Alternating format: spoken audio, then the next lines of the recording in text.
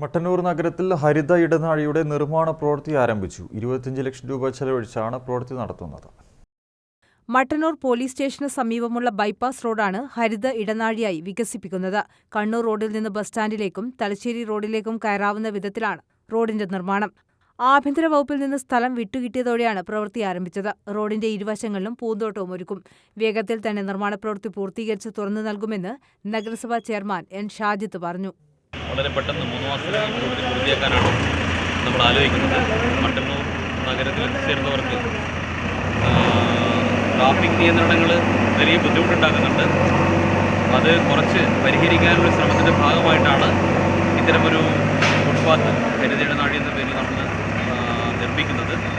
എല്ലാ വിഭാഗം ജനങ്ങളുടെയും പോലീസിൻ്റെയും ഒക്കെ നല്ല സഹകരണമുള്ളതുകൊണ്ടാണ് നമുക്ക് പ്രവൃത്തി ആരംഭിക്കാൻ കഴിഞ്ഞിട്ടുള്ളത്. എത്രയും പെട്ടെന്ന് പൂർത്തിയാക്കി ജനങ്ങൾക്ക് ഇതുവഴിയുള്ള സഞ്ചാരം സുഗമമാക്കുന്നതിന് ആവശ്യമായിട്ടുള്ള ഇടപെടൽ നടത്താനാണ് നഗരസഭ ഭരണസമിതി ആലോചിച്ചിട്ടുള്ളത്.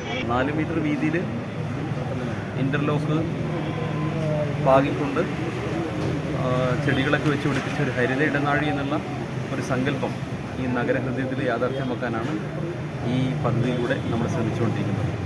4 മീറ്റർ വീതിയിൽ ചെറിയ വാഹനങ്ങൾക്ക് കടന്നുപോകാൻ കഴിയുന്ന വിധത്തിലാണ് റോഡ് നിർമ്മിക്കുന്നത്.